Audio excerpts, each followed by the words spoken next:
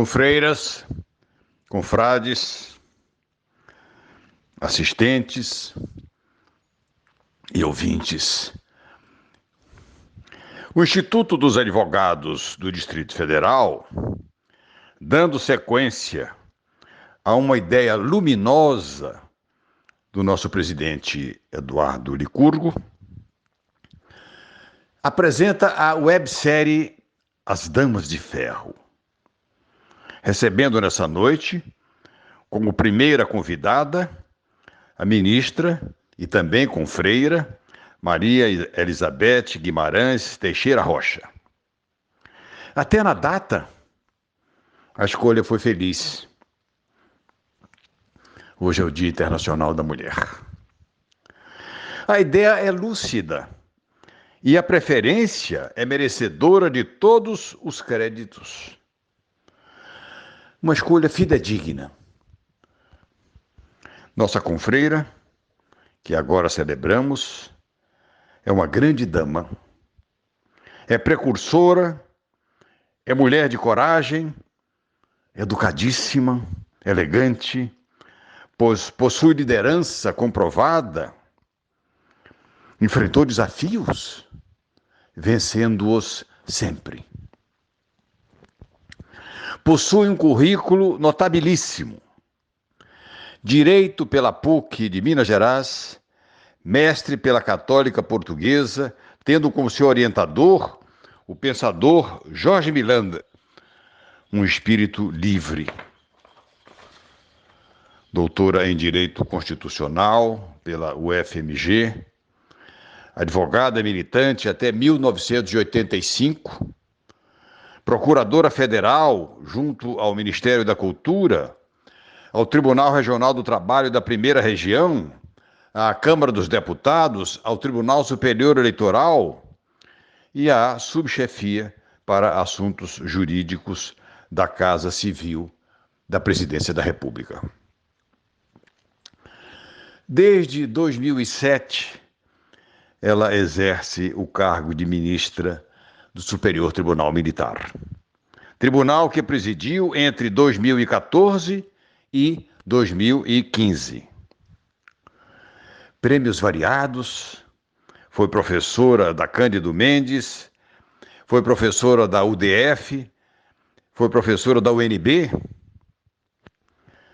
é também autora de livros bem louvados, destacando-se o processo político no Brasil e limitação dos mandatos legislativos, uma nova visão do contrato social.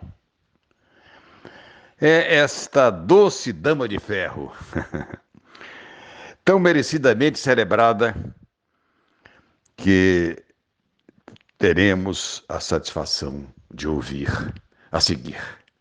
Seja bem-vinda, ministra Maria Elizabeth. Boa noite, bom dia.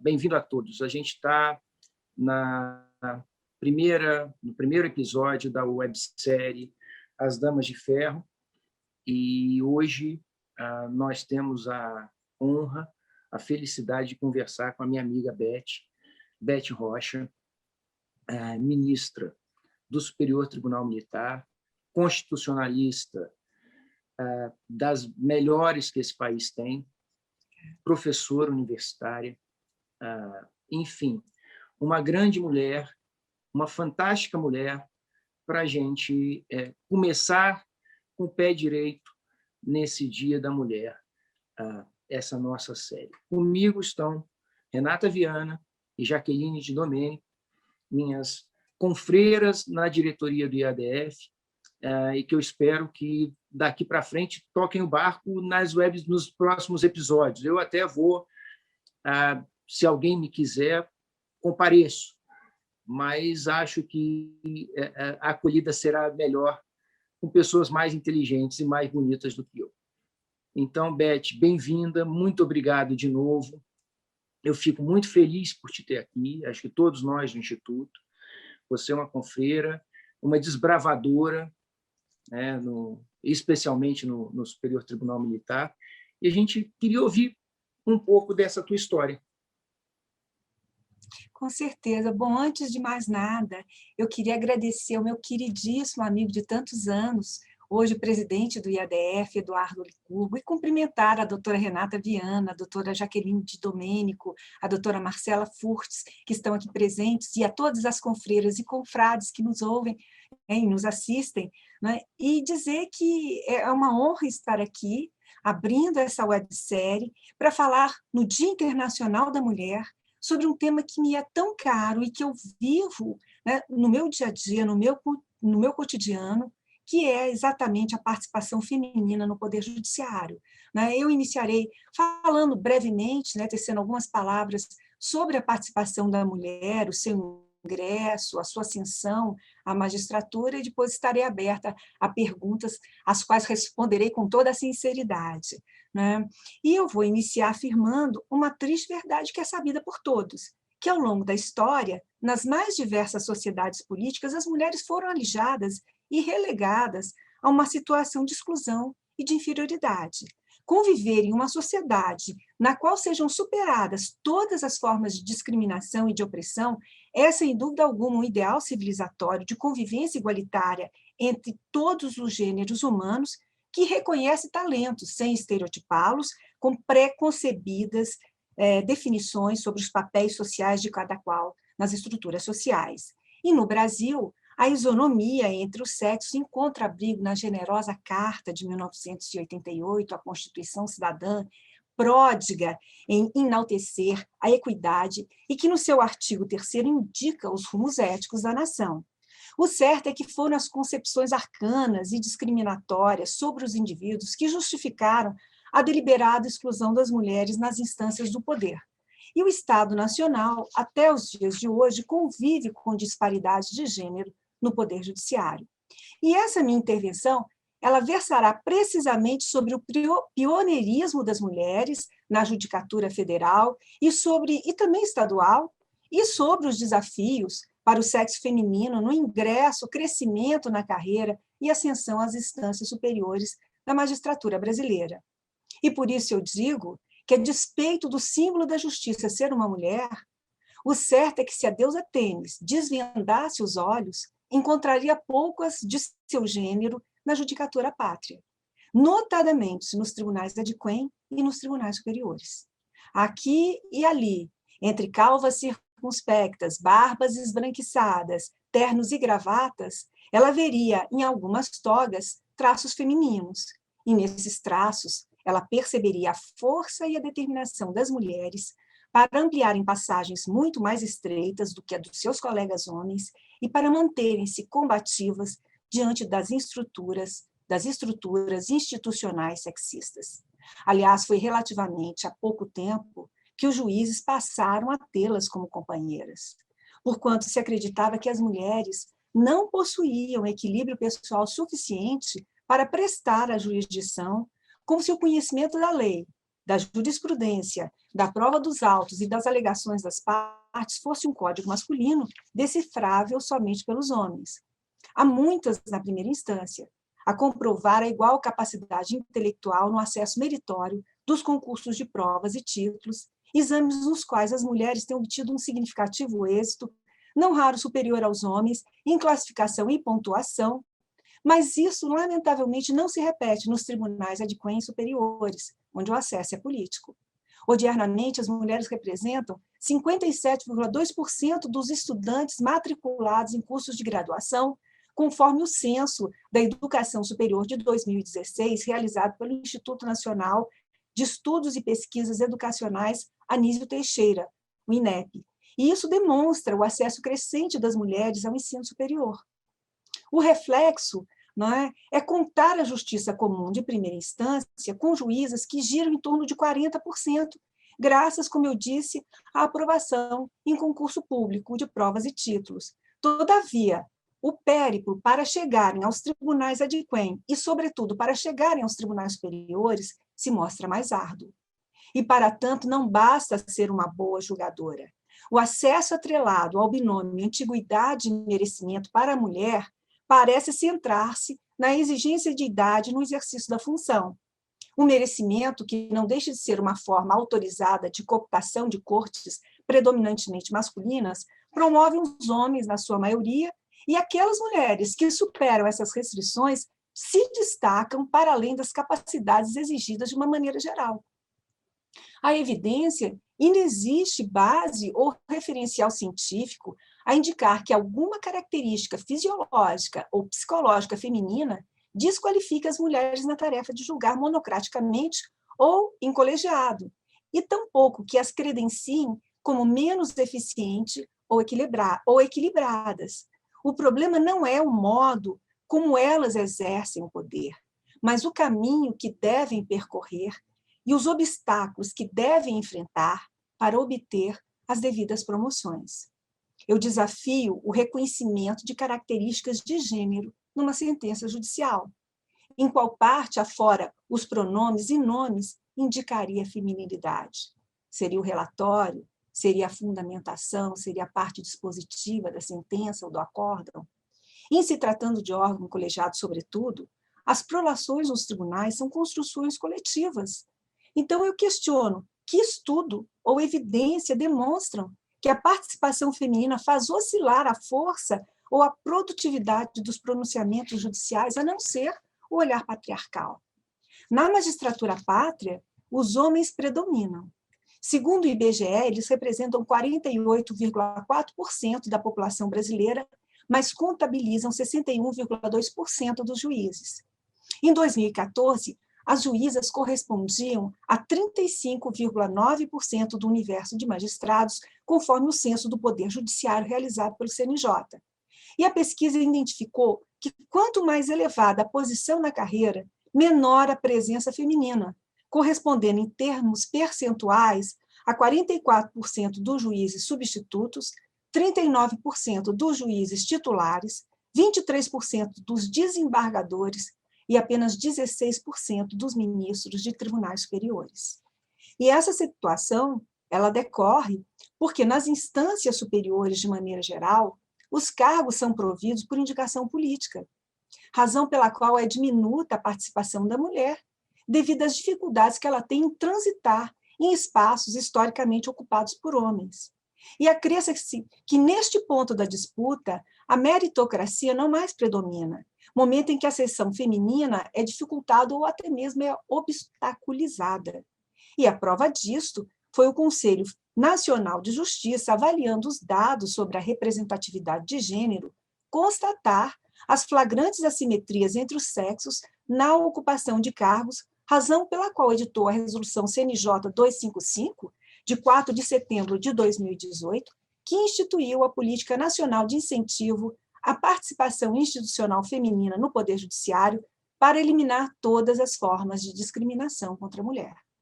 Esta política dispõe que todos os ramos e unidades do Judiciário deverão adotar medidas assecuratórias em favor da igualdade no ambiente institucional, propondo diretrizes e mecanismos que orientem os órgãos judiciais a incentivar a participação feminina nos cargos de chefia e de assessoramento, em bancas de concurso e como expositoras em eventos institucionais. E conforme o artigo 3 dessa resolução, da 255, a política deverá ser implementada pelo Conselho Nacional de Justiça por meio da criação de um grupo de trabalho responsável pela elaboração de estudos, análises de cenários, eventos de capacitação e diálogo com os tribunais sobre o cumprimento da resolução e sob a supervisão de conselheiro e de juiz auxiliar da presidência do CNJ, que foram indicados pelo ministro-presidente. E eu relembro ainda a relevante Agenda 2030 de Direitos Humanos das Nações Unidas, aprovada na Assembleia Geral da ONU no ano de 2018 e que foi adotada por 193 países, dentre os quais o Brasil, por meio da qual foram incorporados 17 Objetivos de Desenvolvimento do Milênio, sendo o de número 5, alcançar a igualdade de gênero e empoderar todas as mulheres e meninas até essa data. Então, nesse sentido, o Conselho Nacional de Justiça, por intermédio de comissões, nomeadamente da Comissão Permanente de Acompanhamento dos ODS, tem promovido ações junto aos demais tribunais brasileiros para o adimplemento das metas qualitativas da agenda. É mais um reforço vindo de fora para a adoção de políticas igualitárias. E, neste contexto, em 2019, o CNJ publicou o relatório de diagnóstico da participação feminina no Poder Judiciário, analisando as informações sobre magistradas e magistrados que atuaram em 68 tribunais pesquisados, foram apenas 68 tribunais aqueles que responderam, mas, enfim, é um corte bastante significativo na pesquisa, não é? E o CNJ se restringiu aos últimos 10 anos, ele se limitou aos anos de 2008 a 2018, incluindo, nessa pesquisa, os juízes aposentados e aqueles que estavam afastados da jurisdição. E a análise concluiu que a judicatura pátria é composta majoritariamente por homens, com apenas 38,8% das mulheres em atividade no seu total. Nas instâncias superiores, as estatísticas são bem mais desfavoráveis, né? O percentual de magistradas nos cargos de desembargadoras, corregedoras, vice-presidentes e presidentes aumentou, por certo, nos últimos 10 anos. Entretanto, permanecem no patamar que oscila de 25% a 30%. E nos tribunais superiores, ele reduziu-se de 23,6% nos últimos 10 anos, passou a 19,6% se considerar apenas aqueles juízes que estão em atividade. Quanto ao quantitativo das julgadoras, por cargo e por ramo da justiça, a trabalhista se destaca positivamente por apresentar, na última década, os maiores índices com ênfase na composição de 41,25% de presidentes do sexo feminino. Em oposição, infelizmente, à Justiça Militar Estadual e Federal, não é, que revelou os percentuais mais baixos de magistradas na sua composição. Na Justiça Eleitoral, a taxa, no final de 2018, ficou abaixo da média dos últimos 10 anos, passando de 33,6% para 31,3%, sopesando-se apenas os juízes em atividade. E mais, em média, as mulheres preencheram somente de 15% a 23% dos cargos de presidente, de vice-presidente, de corregedora ou de ouvidora na última década. Então, dessa forma, é flagrante ser a participação feminina no judiciário brasileiro extremamente baixa, a despeito de crescente, né, já que girava em torno de 24,6% em 1988, tendo sido elevado para 38,8% em 2018. E aqui eu entro um pouco na análise da minha justiça, porque no Judiciário Federal Castrense, ou seja, na Justiça Militar da União, a qual eu integro, na Justiça de Primeira Instância, o número de juízas federais é significativamente reduzido. São 12, incluindo a juíza corregedora auxiliar, num universo de 39 magistrados de primeiro grau. E, diferentemente para pior, é a situação observada no âmbito do Superior Tribunal Militar, que é o órgão de cúpula dessa justiça especializada que conta somente comigo, na vaga de ministro civil, reservada à advocacia, nos 200 e quase 13 anos de existência da Corte, e eu já fui nomeada faz 14 anos. Então, no caso específico do STM, para além das barreiras que são opostas às mulheres à magistratura superior, reflete-se também a situação existente no interior das Forças Armadas, porque acorde à dicção constitucional esculpida no artigo 123 da Carta Política, o Superior Tribunal Militar é composto por 15 ministros vitalícios, sendo 3 oficiais generais da Marinha, 4 oficiais generais do Exército, 3 oficiais generais da Aeronáutica, todos da ativa e do último posto e patente mais elevado da carreira. O integram também 5 civis, 3 oriundos da advocacia, cadeira a qual eu ocupo com muita satisfação, porque a advocacia, como filha e neta de advogado que sou e como fui advogada durante 25 anos, está dentro do meu coração, né? Um membro do Ministério Público Militar e um membro da magistratura militar, todos eles são indicados pelo presidente da República e aprovados pelo Senado Federal. A indicação ao STM é exatamente a mesma, segue os mesmos moldes e parâmetros da indicação aos ministros do Supremo Tribunal Federal. Não a lista, né, a OAB não se pronuncia, nem o órgão especial, nem o próprio tribunal. É uma indicação política, né, direcionada pelo presidente da República e, posteriormente, aprovada, sancionada pelo Senado da República. Então, por imposição magna, os generais devem estar no último posto e patente do oficialato. É fundamental, portanto, a integração feminina nas Forças Armadas, em todas as suas latitudes. Do contrário, elas jamais chegarão à Corte Superior Castrense na vaga destinada aos brigadeiros, almirantes e generais, tal qual ocorre presentemente. Lamentavelmente, no Exército, as mulheres não podem ainda adentrar nas armas de combate, pode-se dizer assim. Elas não podem ingressar na artilharia, na infantaria, na cavalaria, na engenharia e nas comunicações, precisamente as armas que propiciam a promoção ao generalato de 4 estrelas. Na Marinha, elas só puderam ingressar na Escola Naval no ano de 2017. Portanto, se elas forem promovidas ao almirantado, elas o serão daqui a 3 décadas. E este também é o cenário, é o período estimado para as oficiais da Força Aérea serem promovidas a tenentes brigadeiro do ar. Então, vejam bem, ainda há um longo périplo da plena integração feminina nas Forças Armadas que, claro, vem superando barreiras, não é? vem ampliando uma maior participação na sua penetração, mas ainda há uma série de resistências. E, tal como exposto, é flagrante a desigualdade das mulheres, o que sugere a adoção de ações afirmativas. É sabido que a promoção dos juízes e juízas, né, a desembargadores, é feita respectivamente pelos tribunais de justiça e pelos tribunais regionais federais, cortes compostas majoritariamente por homens. Então, a escolha de mulheres passa a ser uma possibilidade menor, uma vez que é da natureza humana indicar os seus semelhantes. E em se tratando dos tribunais superiores, como eu disse, à exceção do Supremo e do STM, a escolha é um ato jurídico complexo que soma as vontades das próprias cortes à do presidente da República.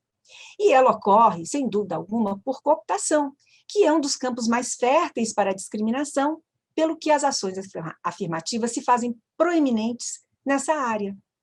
E, ora bem, analisando a Carta de 88, denota-se a sua preocupação com a heterogeneidade no judiciário, a traduzir-se na existência e na exigência de um quinto constitucional de membros do Ministério Público e da advocacia para comporem-no. É o que se extrai da dicção do artigo 94. Vale dizer, o nosso constituinte de primeiro grau, seguindo a tradição das cartas políticas anteriores, considerou inadequado que os tribunais pátrios fossem preenchidos somente segundo a adoção dos critérios de antiguidade e merecimento do juiz de carreira, tornando outras carreiras jurídicas igualmente elegíveis. E o nosso constituinte assim o fez para assegurar o arejamento do iuris dicere e para evitar o corporativismo. E nesse norte, em termos exegéticos, há de se reconhecer que o heterogêneo merece prevalecer igualmente para a clausura de gênero. O quinto constitucional, ao estabelecer vagas para promotores e advogados, conquanto não seja uma ação afirmativa, mostra um caminho em busca da diversidade. E, ademais, é um ponto de partida para a promoção da igualdade de gênero e para a imposição de políticas inclusivas. E daí porque, já caminhando para finalizar, né, a intervenção do poder público, em contraposição à neutralidade estatal, se reveste de uma função pedagógica, porque não apenas coíbe a discriminação e promove o nivelamento, como também serve de modelo ao setor privado para que adote iniciativas semelhantes. Longe de refletir um caráter assistencialista, reflete, sim, um ideal republicano que propõe romper estruturas arcaicas, caracterizando-se como uma conquista civilizatória. Está mais do que demonstrado que os indivíduos permanecem compulsoriamente confinados em lugares pré-estabelecidos na hierarquia social dos seres sexuados. E nesse entrelaçamento do mundo real com o mundo social, muitas vezes injusto e desigual, as mulheres se conscientizam daquilo que carecem e do que gostariam de ser. A história do feminismo possibilita reflexões sobre a construção coletiva da identidade da mulher diferenciada e alheada de uma cultura patriarcal hegemônica, legitimando-a a enfrentar o novo milênio. Odiernamente, as dimensões políticas, teóricas e filosóficas do humanismo refutam reducionismos. E a pós-modernidade reescreveu epistemologias femininas e observou a capacidade de mobilização das mulheres nas transformações impulsionadas pela ideologia de gênero e pelas práticas participativas. Falar contemporâneo implica construir o processo de feminização, implica refutar estereótipos carcomidos pelo tempo e caminhar em direção à equidade entre humanos como uma condição indispensável da dignidade. Certamente é esperado da mulher magistrada, e eu me esforço nesse sentido, sororidade. Há por parte dela e de todas aquelas outras que romperam paradigmas uma concreta responsabilidade em auxiliar as demais para alcançarem os seus objetivos e as suas aspirações.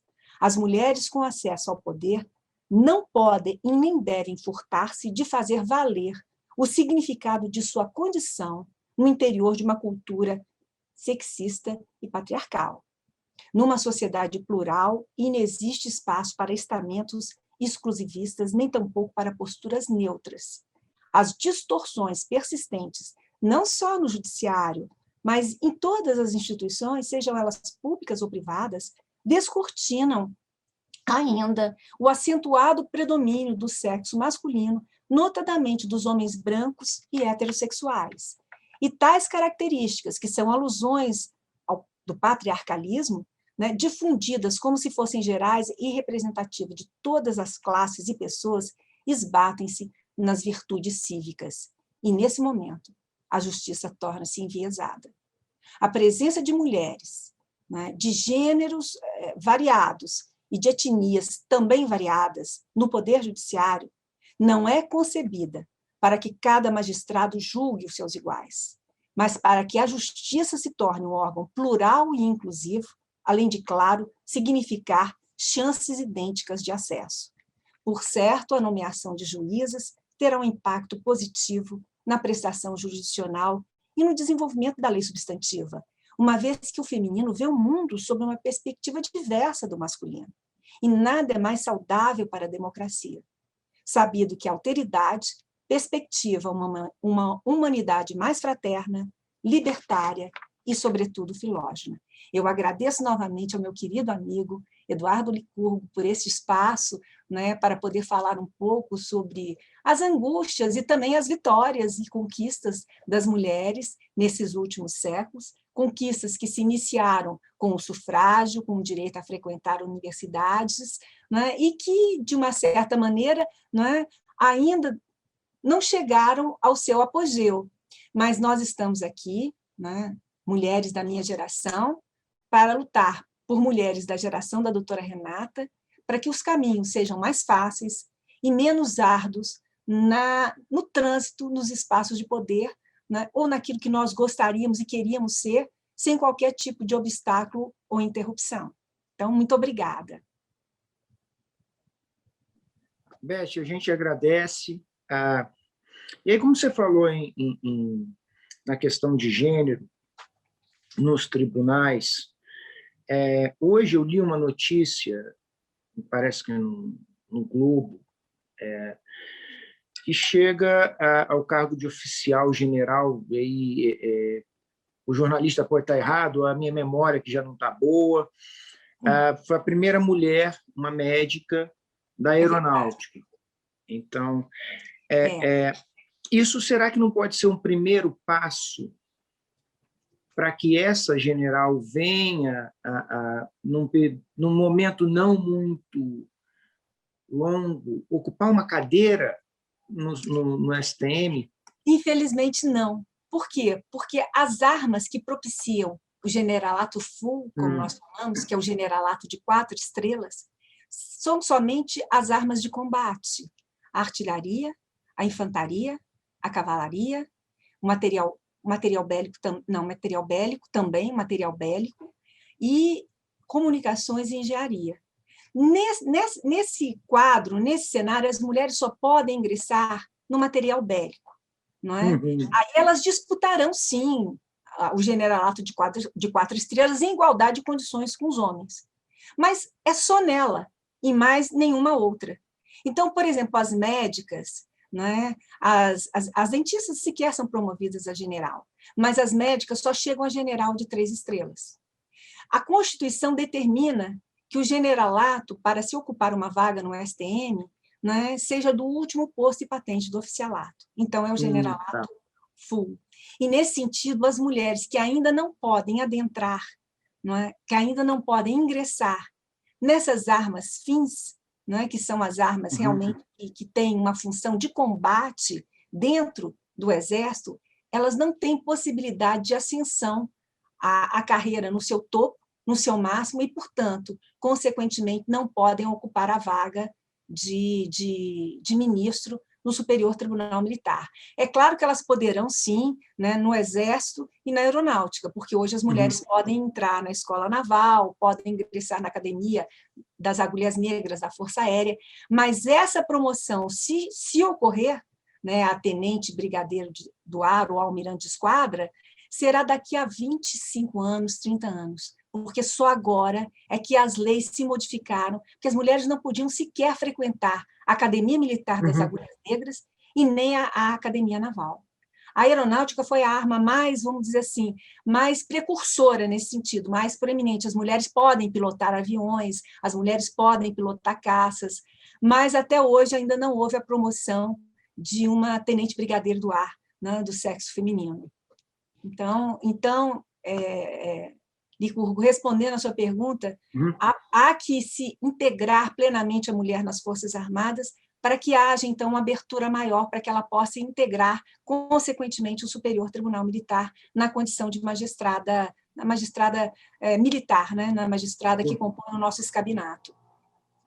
Porque eu até me assustei, porque na reportagem dizia que ela tinha entrado nas forças, na aeronáutica, há 30 anos atrás. Eu falei, bom, então já está chegando ao topo do topo e, eventualmente, poderia ir para o... Ainda não é assim, mas não deixa de ser, sem dúvida nenhuma, uma grande vitória.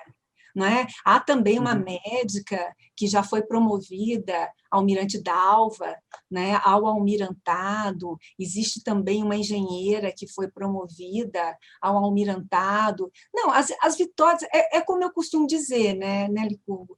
Os direitos civis são conquistas, né, fruto de muita luta e de muitos embates. Né? Chegou um ponto que a própria Marinha, né, ao reconhecer que não permitir que as mulheres integrassem, né, e ingressassem na Força Naval, na Escola Naval, era anacrônico. E a própria Marinha apresentou um projeto de lei na Câmara dos Deputados para autorizar que a mulher, então, pudesse, né, cursar a Escola Naval, pudesse embarcar nas embarcações, porque se entendia, não, a mulher não pode embarcar junto com o homem, a mulher não pode ser combatente. Em vários exércitos do mundo ainda tem essa concepção de que a mulher não pode combater, que a mulher não tem condições físicas para isso. E isso, de uma certa maneira, foi o que diferenciou na Segunda Guerra Mundial, né, os russos dos americanos. Não é? As mulheres russas foram para as linhas de frente, foram para as linhas de combate, pilotaram caças, não é? Foram snipers, inclusive, e as mulheres, e as americanas e europeias não, serviram como enfermeiras, serviram como médicas, né? Substituíram, inclusive, a mão de obra masculina para que os homens pudessem ir ao fronte. E com certeza, atuaram com muito vigor e ajudaram muito seus estados. Mas ainda existem concepções, né, acerca da fragilidade feminina e de que, portanto, elas não poderiam, em razão da sua compleição física, integrar determinadas armas de combate nos exércitos, e quando eu digo exército, eu falo marinha, aeronáutica incluída, né, do mundo. Entendi. Eu me recordo, ministra,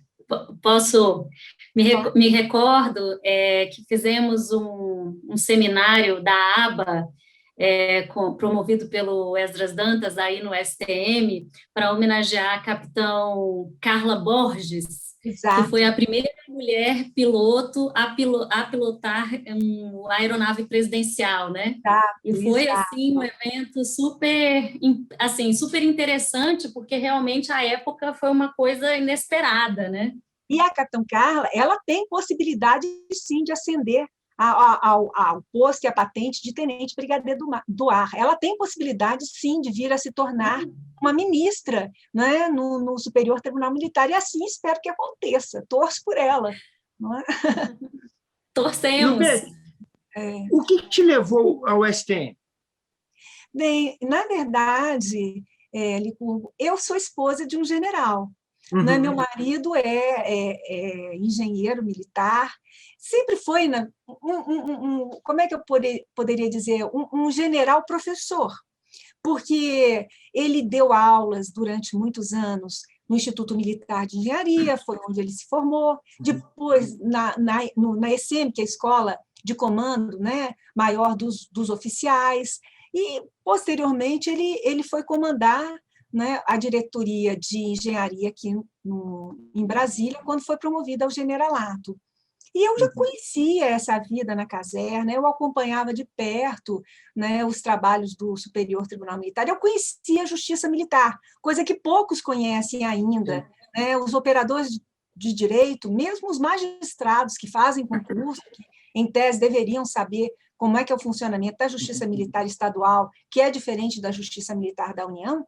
Né, nós julgamos os crimes militares das Forças Armadas, juntamente com civis, e as justiças militares estaduais julgam o corpo de bombeiro, os militares, né, do corpo de bombeiro e das polícias, e não julgam civis. Né, eles também desconheciam essa vivência jurisdicional da justiça penal especializada. Então, eu me interessei por ela, e foi, eu acho que na vida, né, é uma conjunção de fatores, você tem que estar no lugar certo, na hora certa, né, e eu era, na época, advogada, procuradora federal, eu integrava a AGU, Advocacia Geral da União, durante 25 anos, fui requisitada para trabalhar na Casa Civil da Presidência da República, que não tem um quadro próprio, os advogados da Chefia para Assuntos Jurídicos são todos ou advogados demissíveis ad nutum, né, porque ocupam cargos de confiança, ou então são requisitados pela AGU. Eu fui requisitada pela AGU, e lá eu tive a sorte de fazer um bom relacionamento, de ter amigos que viram o meu trabalho. Eu trabalhava principalmente na área de direito internacional, na área de direitos humanos, e me indicaram, então. Mas foi uma luta muito grande, porque eu não fui a primeira indicada. Na verdade, foi indicado uma outra pessoa, né, que, na época, não possuía os requisitos constitucionais. A Constituição fala em 10 anos de efetiva atividade de advocacia, atividade profissional. Ele não tinha, era inscrito na Ordem dos Advogados do Brasil há somente 3 meses. Então, houve um embate muito grande, não foi fácil, nada é fácil para as mulheres, né? Não foi fácil, então houve um embate muito grande, uma resistência muito grande para retirar o nome, mas aí, por fim, por um parecer do próprio Senado, né, que diz que ele não tinha os requisitos constitucionais, e como era um ato jurídico complexo, o tribunal também disse que não daria posse, porque, afinal de contas, as determinações da lei maior não estavam sendo observadas. O presidente acabou retirando o nome do candidato, e eu fui indicada no Dia Internacional da Mulher. Então, eu até tenho que dizer que, se não existe mais mulheres no STM, não é só por culpa, né, da pouca integração das mulheres nas Forças Armadas, é também porque os chefes de Estado, que têm a caneta e o poder de indicar mulheres, pelo menos na vaga dos civis, que são 5, né, não são poucas, é 1/5 das vagas, poderiam tê-lo feito, mas nunca o fizeram. Eu fui indicada há 14 anos, e olha, foi uma luta imensa, que eu contei com o apoio das mulheres e dos homens para me auxiliar. Foi uma luta imensa. E, até hoje, nenhum deles, vários presidentes, né, inclusive uma mulher, né, passaram pelo exercício do mandato e não tiveram a sensibilidade de indicar outras de seu gênero, ou do gênero feminino, para compor as nossas cortes de justiça, que afinal, né, quando são oriundas de indicação política, necessitam desse plus, dessa ajuda a mais para promover mulheres. E aí, um dia, você chega a presidente do STM. Isso, na verdade, foi uma grande coincidência, assim, foi um acaso, foi novamente um acaso, porque a minha vez ainda não é esta. Eu era vice-presidente, né, e o presidente era um ministro do Exército, o general Cerqueira. Ele caiu na compulsória, a PEC da Bengala não tinha sido aprovada ainda, então, com 70 anos, ele saiu, e aí por determinação regimental, que hoje já foi alterada, né, eu assumi durante 9 meses à presidência do Tribunal Militar. Mas minha vez, porque a presidência ela é um rodízio das forças para manter a paridade das armas. Então, agora toma posse um presidente do Exército, deixando o cargo um da Marinha. Depois virá um da Aeronáutica e depois é que minha vez, em tese, se for eleita, chegará, né? Porque será a vez dos civis e eu sou, hoje, no tribunal, a civil mais antiga, que ainda não foi eleita presidente, porque eu não fui eleita, eu ocupei o cargo por determinação regimental. Aí, ao desbravar o STM e a presidência dele, ainda por 9 meses, o que você viu ali? Não, eu vi, Licurgo, que não é fácil você ser mulher nos espaços de poder, né, que se afunilam. Não é fácil. Principalmente pelo fato de eu ter, vamos dizer assim, uma visão muitas vezes diferenciada da visão dos militares, e por eu ser uma pessoa que defendo com veemência as minhas convicções. Então, eu acredito até que eu tenha desagradado a alguns, mas acho que a maneira como eu me comportei, ela foi importante até para a minha própria instituição. O Tribunal Militar, ele é o tribunal, no caso, o Superior Tribunal Militar, é uma justiça que é aclamada por todos aqueles advogados, né, que defenderam a liberdade no Brasil durante o regime militar como uma justiça independente, uma justiça corajosa, uma justiça imparcial. Ao contrário do que muitos pensam, porque a desconhecem, nunca foi uma justiça de exceção. Não é uma justiça onde o direito a liberdade de expressão foi garantida, foi o único tribunal que, por unanimidade de todos os seus pares, assinou um acórdão defendendo e criticando as torturas no país, criou um sucedâneo de habeas corpus, através do chamado direito de petição, que hoje a primeira liminar em habeas corpus foi concedida pelo STM. Então, é uma justiça que se cometeu equívoco, se teve misérias, porque todas as instituições evidentemente cometem, também teve muitas grandezas e merece ser destacada por isto. E o que eu fiz nesses meus 9 meses de mandato? Eu peguei as sessões gravadas, né, que tinham a voz de todos os grandes advogados desse país que já faleceram, Dr. Sobral, Heleno Cláudio Fragoso, né, todos os grandes advogados, né, que defenderam a liberdade no país e que patrocinaram a causa dos presos políticos que estavam sobre a jurisdição e que se submetiam às imputações da Lei de Segurança Nacional. Essas sessões estavam gravadas em fita de celuloide e junto com a Ordem dos Advogados do Brasil, o Instituto dos Advogados Brasileiros, o IAB, nós transpomos para a mídia digital toda essa sustentação oral que está registrada no único tribunal do mundo, eu acho, né, que faz isso, que gravou durante o regime de exceção, essas defesas, e sobretudo, porque o funcionário que conhecia, porque elas não eram sequenciais, iria se aposentar. Então, eu falei, não, é agora a minha chance. Eu consegui, né, a degravação para a mídia digital, eu consegui fazer isso tudo dentro de um prazo desses 9 meses, respeitando os procedimentos licitatórios, porque eles são muito longos, eles são muito demorados, mas fazendo tudo como deveria ser feito, e salvei para a história do meu tribunal e para a história do Brasil esses discursos que são tão relevantes, né, para nós analisarmos os contextos que vivemos, né, durante de 64 até a redemocratização. Então, acho que muitos deles se chatearam, mas muitos outros, inclusive militares, me apoiaram, porque entendiam que isso não apenas dignificaria a nossa justiça, porque a sociedade civil, os pesquisadores, né, teriam a possibilidade de ouvir essas sustentações, essas gravações e conhecer um pouco mais a fundo de como o nosso tribunal atuou, mas também é um compromisso como cidadã que eu tinha com a história do Brasil. A história não pode se perder. E nós tínhamos aquela riqueza documental né, nas nossas mãos. Ou eu faria alguma coisa, ou isso se perderia, porque o celulóide vai sendo comido, e vai grudando, vai estragando, e sobretudo, o servidor estava indo embora, e ele sabia, porque não começava a fita 1, continuava na fita 2.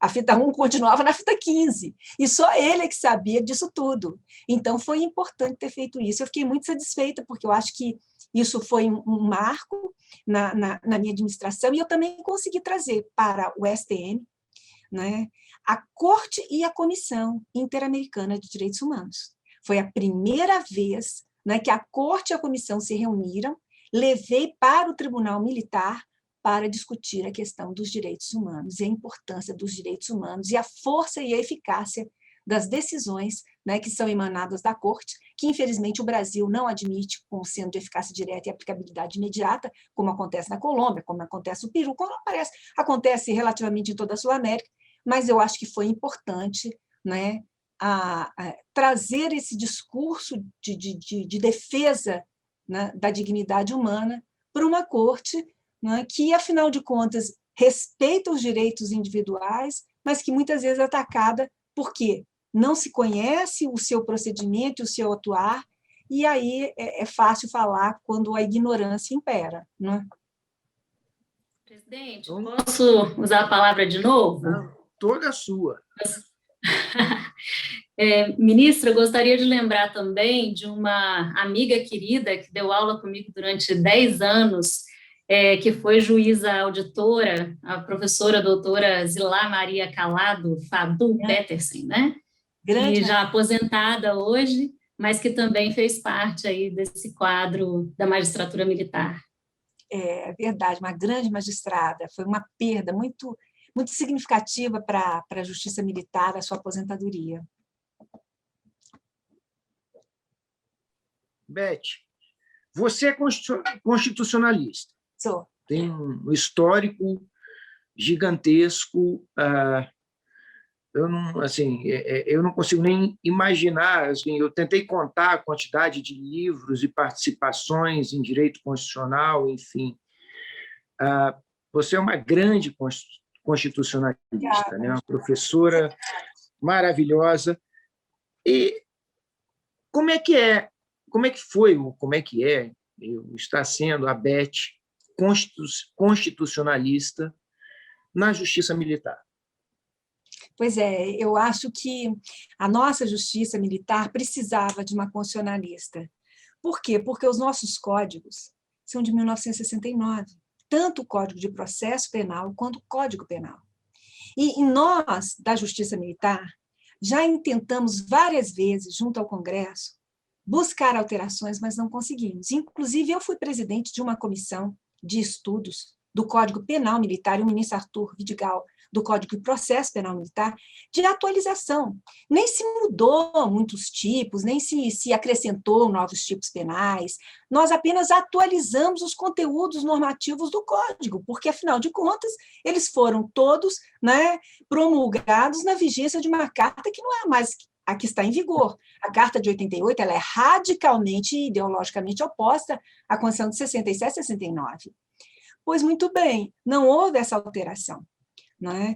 E aí eu acho que trabalhar com a principiologia, com a normatividade constitucional, né, diante de uma carta retrógrada, diante de códigos retrógrados, de códigos muitas vezes anacrônicos, né, que foram evidentemente revogados pela lei política vigente, era importante. Então, eu tive grandes brigas ali dentro, mas em algumas, depois de ser vencida e ao longo dos anos, eu acabei sendo vitoriosa. E eu exemplifico, por exemplo, na questão dos conselhos de justificação.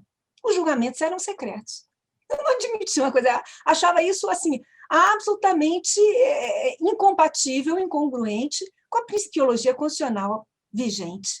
E falei, briguei, reclamei, fui vencida várias vezes, até que o tribunal se rendeu. Muitas vezes o Supremo também se pronuncia, aí não há o que fazer, né? Mas algumas das minhas posições como constitucionalista, elas são reiteradamente vencidas.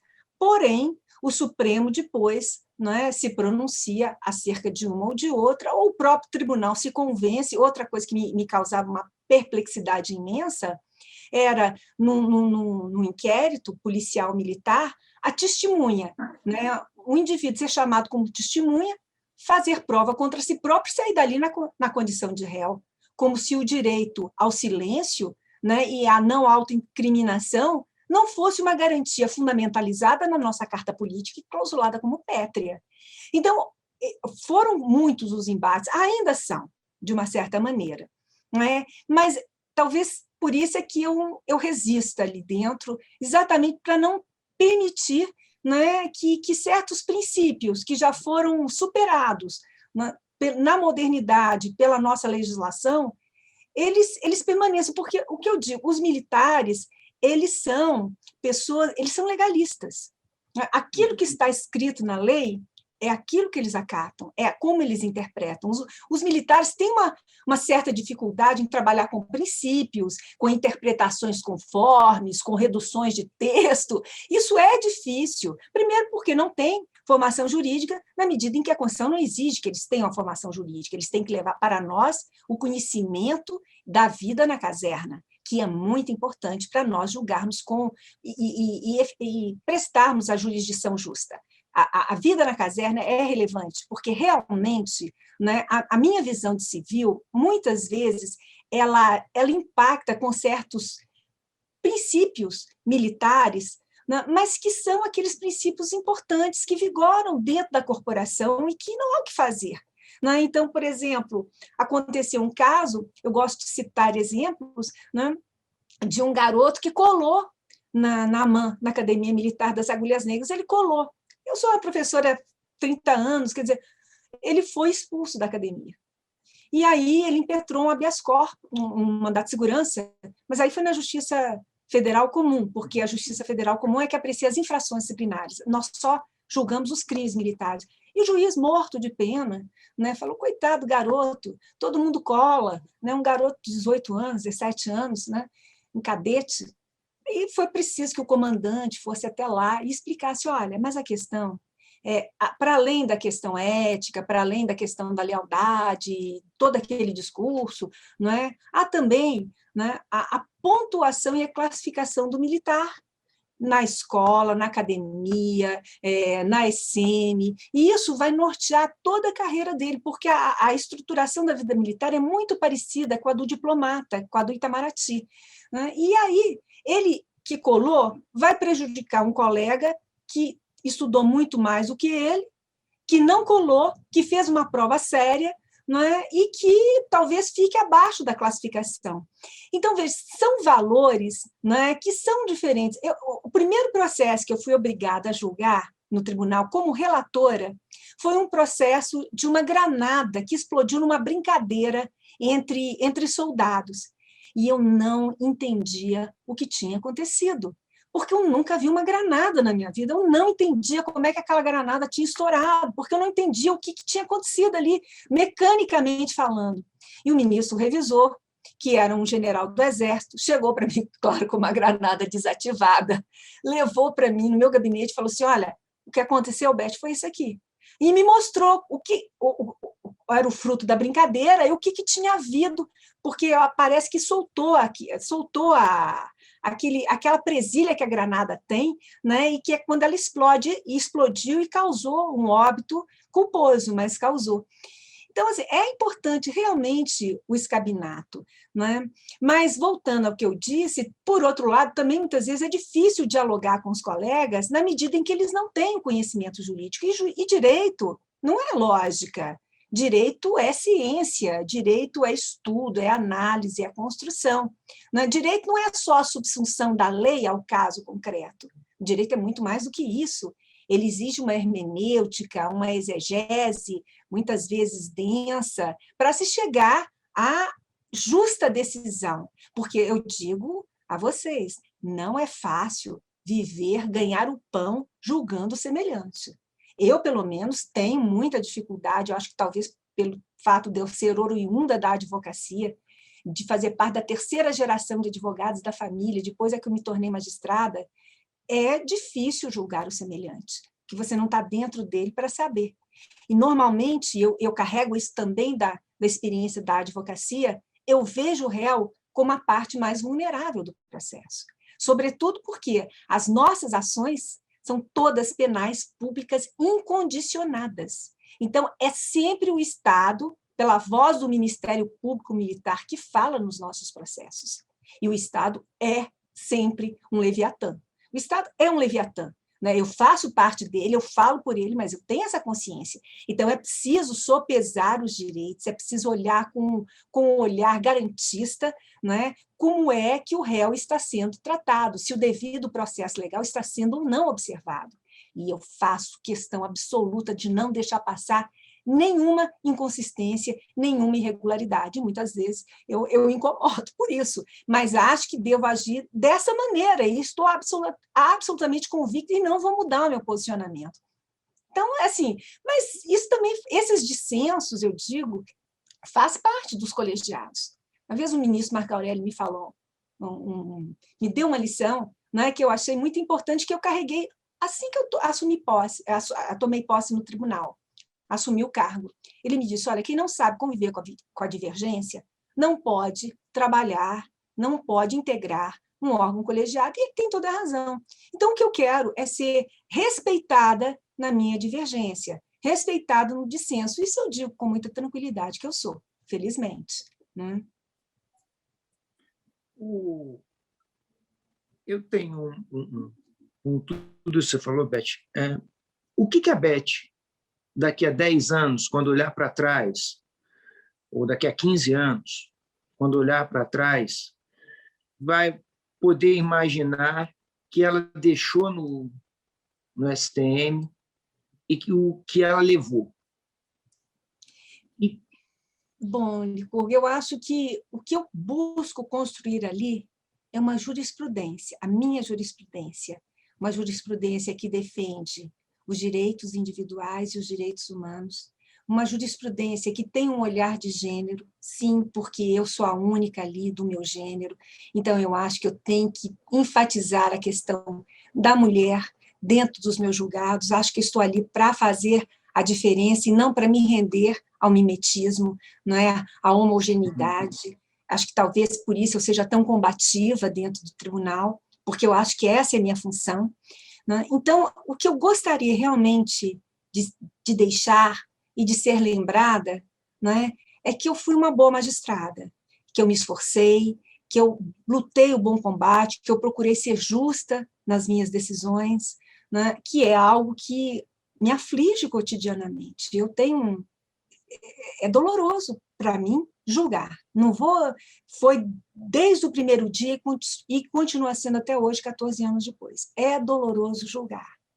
Né? Não importa quais sejam as condições em que o réu perpetrou o delito, é difícil julgar. Então, eu quero ser lembrada como alguém que prestou a justa jurisdição, né? Que teve um olhar garantista, que teve um olhar humano, né? Sobre o seu semelhante, sobre aquele que, afinal de contas, estava nas minhas mãos decidir qual seria o destino dele. E o que a corte vai deixar na Beth? A corte tem deixado, na verdade, né, uma jurisprudência gratificante, uma jurisprudência dignificante. É como eu falei desde o início, né, durante o regime de exceção, durante a ditadura militar, o Superior Tribunal Militar, ele tem uma jurisprudência que enaltece a magistratura brasileira. É porque poucos desconhecem. Ele defendeu ali o direito de greve dos trabalhadores do ABC, né? Ele defendeu a liberdade de expressão, quando disse que eram todos, de uma certa maneira, submetidos à famigerada Lei de Segurança Nacional. E nós, no caso, eu não estava presente, mas era o STM que julgava a Lei de Segurança Nacional naquela época, não a Justiça Federal, como é hoje. Né? Ele deixou a primeira liminar em habeas corpus, que depois serviu de precedente para o Supremo Tribunal Federal. Né? Ele corajosamente concedeu a Luiz Carlos Prestes a liberdade, quando o Tribunal de Salvação Nacional varguista tinha impedido e tinha, por um voto de Minerva, que é sempre um voto em favor do réu, condenado Luiz Carlos Prestes ao cárcere. Isso foi descoberto, não sei de que maneira, houve um recurso para o meu STM, e aí o tribunal reverteu a decisão. Então, existe uma... E eu acho que o mais importante hoje, o mais importante, né, que esse momento histórico já passou, todos esses momentos já passaram, é que se nós não queremos que a história se repita, e nenhum de nós quer, nem eu acredito, não falo por elas, mas acredito que até as Forças Armadas não queiram mais, não é? Elas apearam do poder e não têm a menor intenção de voltar a regê-lo. Eu entendo que é preciso que homens armados, homens que detêm o monopólio da força legítima do Estado, que são 550 mil, mais ou menos ao todo, sejam rigorosamente controlados. E ninguém melhor para fazer isso do que a Justiça Militar e as justiças estaduais, se tratando dos policiais militares. Né? É importante. Por que os militares são submetidos às chamadas relações especiais de sujeição? Porque deles é exigido um tipo de conduta que não se pode exigir do cidadão civil, porque o cidadão civil não é armado. Então, a questão toda que se coloca é essa: para se garantir a democracia, para se garantir o Estado democrático de direito, é preciso que esses homens, que são investidos do poder de coerção do Estado, do monopólio da força que o Estado detém, sejam contidos com rigor. Por isso, muitas vezes, a justiça militar é tão dura. Costumam dizer que é uma justiça corporativa, aí eu brinco, corporativa para quem? Porque não é para o réu. Né? E eu digo isso com muita tranquilidade, porque eu sou uma das magistradas que mais absolve. É como eu falei, às vezes, a ausência de um carimbo, né, abrindo vista para a Defensoria Pública, para mim é causa de nulidade. Então, eu declaro a ausência do termo de apreensão da droga, para mim, é caso de nulidade. Né? O Supremo, inclusive, tem uma decisão, né, no sentido de que é apenas uma formalidade. Eu não vejo como apenas uma formalidade. Eu acho que um auto de apreensão é fundamental na cadeia de custódia, para verificar e para apurar a quantidade da substância entorpecente, para continuar, para depois enviar, né, para se obter os laudos periciais definitivos e provisórios. Então, eu sou uma magistrada que absolvo, porque sou garantista. Mas, por outro lado, eu tenho o pleno entendimento do porquê que os meus colegas, o porquê dos meus pares, né, sobretudo aqueles que são os fardados, julgam com tanto rigor. Porque eles sabem, pela experiência que vivenciaram dentro da caserna, que os militares não podem se sublevar. Então, talvez o maior legado que a Justiça Militar da União deixe é justamente a preservação da democracia e do Estado de Direito, para que não haja sublevados, para que não hajam grevistas, porque por mais que nós defendamos, né, os direitos sociais, em se tratando de pessoas armadas, a história tem que ser contada de uma outra maneira e a justiça tem que ser feita também sobre um outro olhar. Né? Então, eu acho que é essa o grande legado que a Justiça Militar Federal e também as justiças militares estaduais deixam para as sociedades presente e vindoura. E do passado, quando nós falamos de política, nós falamos que o STM sempre julgou com muita isenção, com muita coragem, com muita bravura, ao contrário do que nos acusam, né? Mas, infelizmente, aqueles que estudarem, aqueles que lerem os livros dos grandes advogados desse país vão chegar a essa conclusão, porque eles dizem isso com todas as palavras e com todas as letras, o que não deixa de ser, né, um grande incentivo para nós que estamos hoje lá, sentados naquela cadeira, exercendo, né, o mesmo papel. Beth, você falou em questões de gênero. Hoje a gente tem um país muito diferente do que a gente tinha há 30 anos atrás. As decisões do Supremo com relação a casamento homoafetivo, a mudança de sexo, igualdades e tudo mais. E há 30 anos atrás, as Forças Armadas eram completamente diferentes. Completamente. Né? Então, a gente tinha uma ideia de que era um ambiente masculino, né, onde desvios de conduta, inclusive com relação às relações pessoais e sexuais, era coibido, né? E me parece que isso está mudando.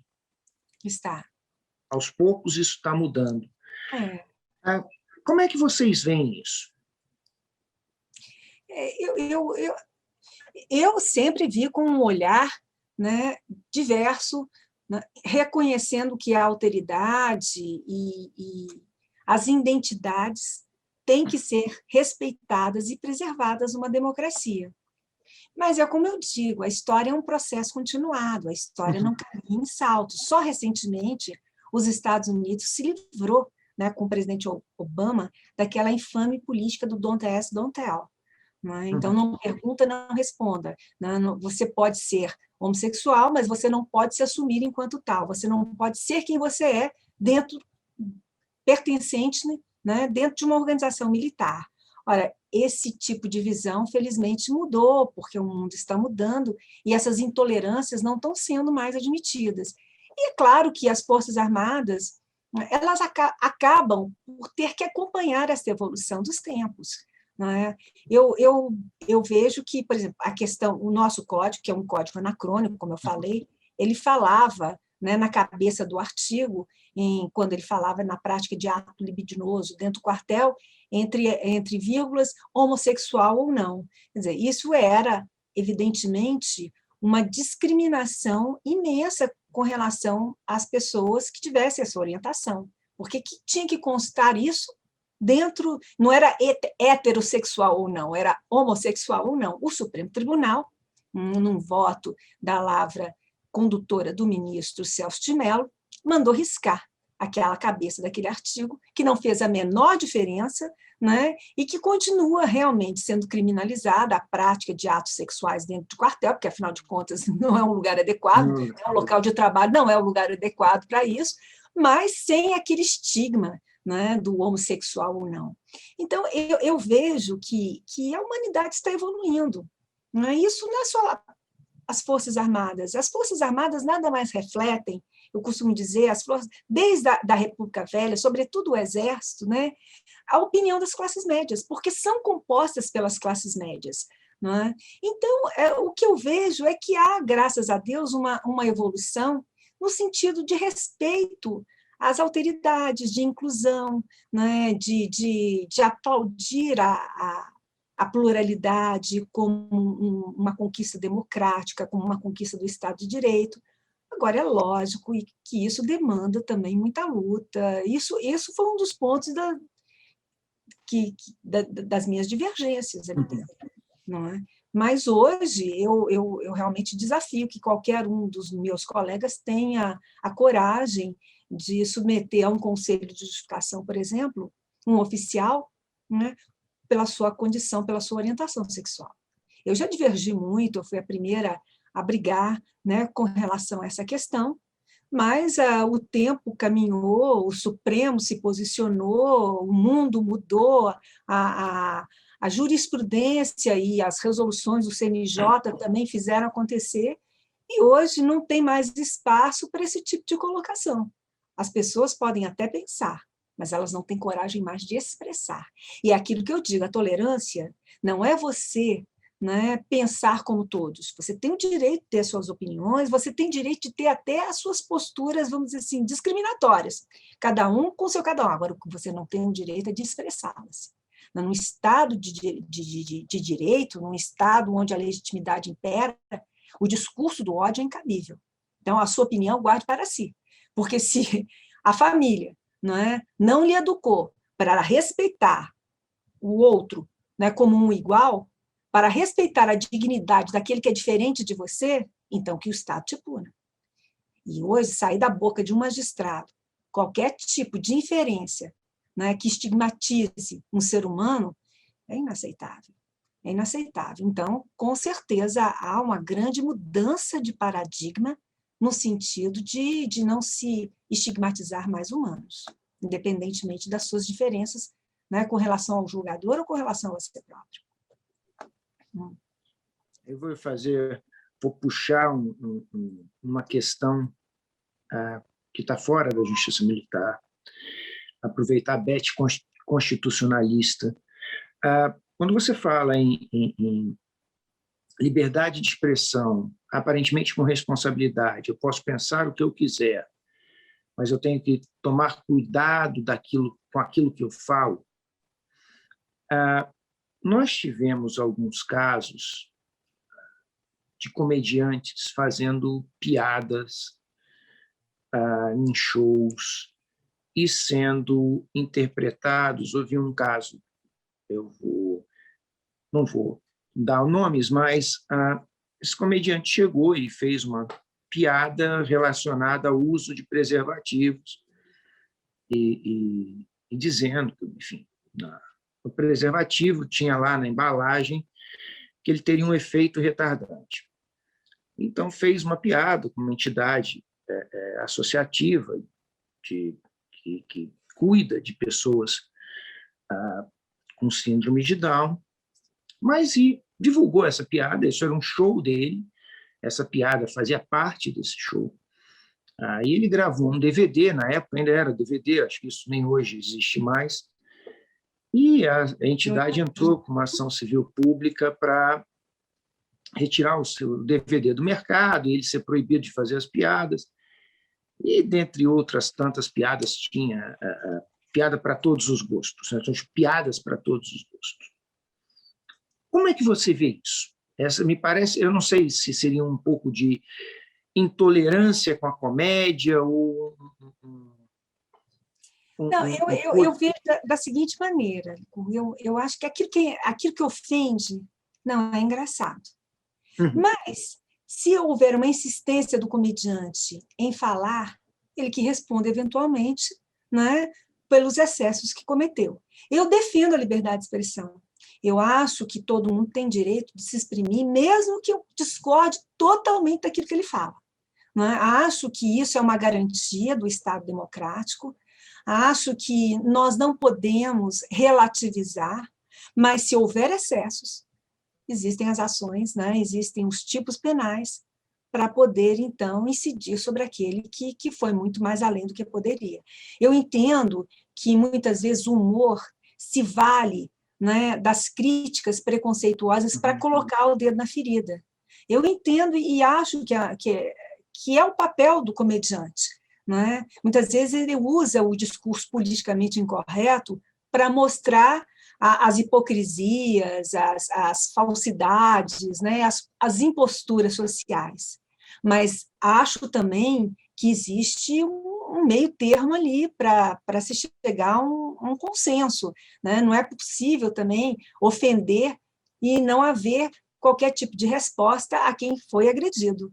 E, nesse sentido, cada um que fale o que quiser, mas que depois, eventualmente, responda judicialmente pelos abusos que cometer. Simples assim. Né? Acho que é isso. Não podemos caçar a palavra de ninguém, mas também temos todo o direito, né, de, se formos afrontados, buscarmos, junto ao Poder Judiciário, uma resposta, uma reparação. Renata. Beth, eu queria te fazer umas perguntas para a gente já ir encaminhando. Eu não estava conseguindo aqui. Diga, presidente, estava com um problema. Você quer alguma... A palavra é tua. Eu queria dizer que foi uma fala, ministra, absolutamente assim, encorajante, porque, de fato, a advocacia, ainda mais para nós mulheres, né, e umas áreas mais fáceis e outras mais difíceis, e certamente a área penal, para aquelas que militam, né, no direito criminal, certamente sabem aí a dificuldade que é, enfim, a exposição, enfim, ainda temos muito preconceito, ainda temos muitas dificuldades, e foi absolutamente inspiradora a sua colocação também em função da magistratura, né, do exercício da magistratura e da judicatura.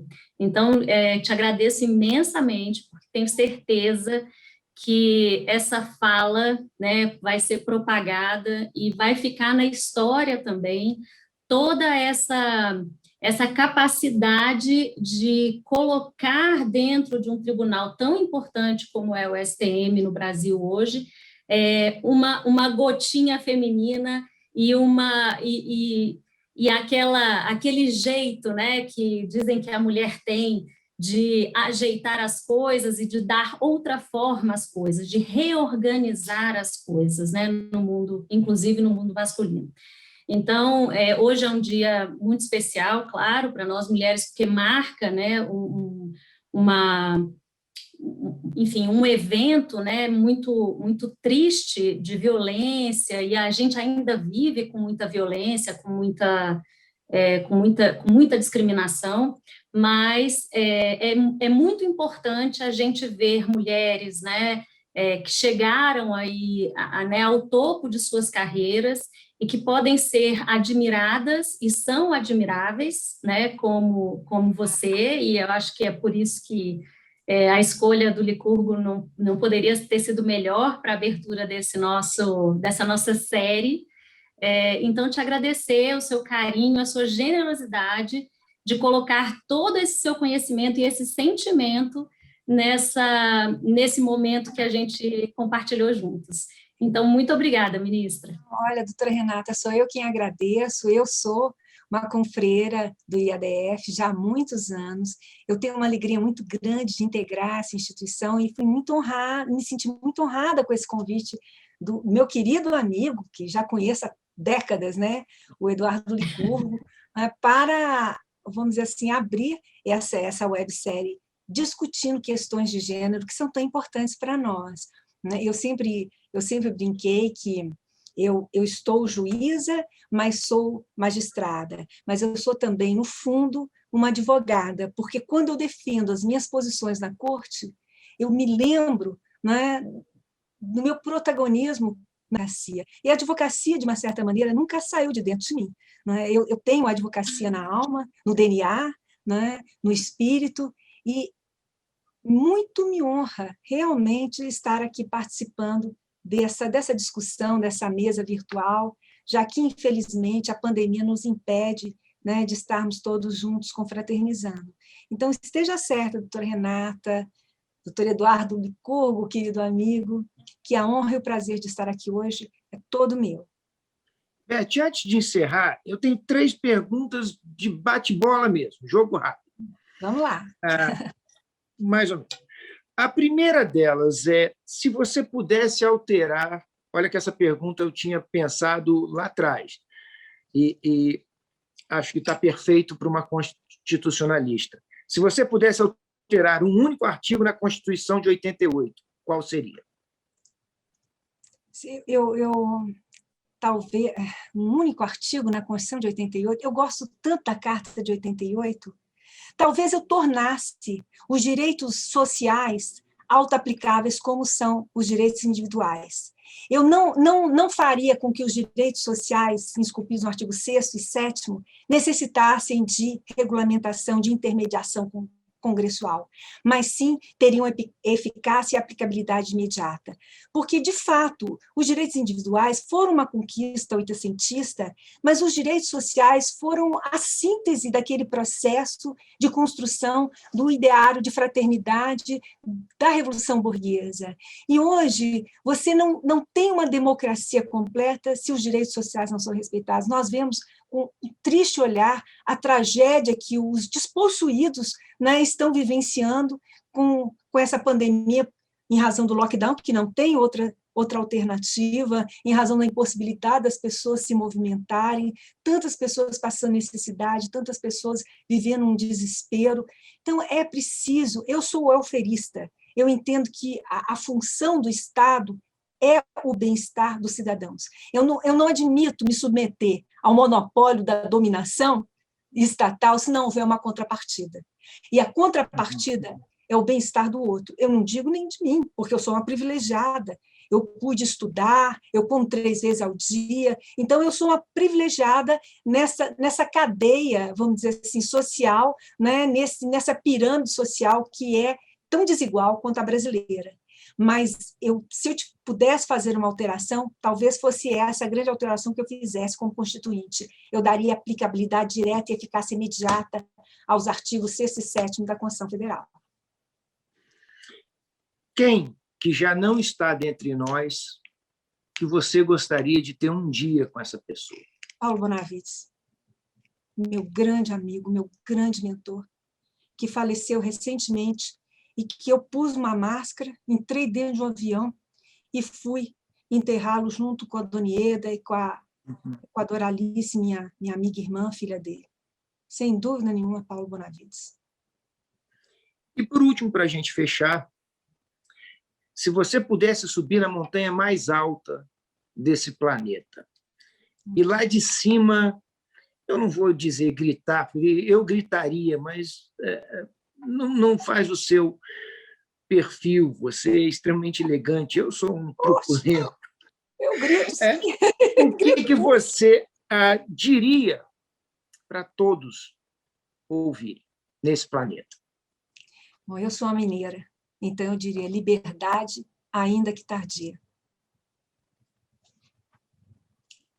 Beth, brigadíssimo. Eu só tenho a te agradecer. Fantástico, maravilhoso. Acho que adjetivos são poucos, os que na língua portuguesa talvez não existam tantos quanto eu desejaria te falar agora. Para nós, do Instituto, é uma honra, é uma alegria tê-la nos nossos quadros, poder te ouvir. Como cidadão, eu me sinto lisonjeado de saber que no nosso judiciário tem alguém como você. Muito obrigado mesmo. Pois eu também fico muito, muito feliz e muito honrada, como já disse, de estar aqui.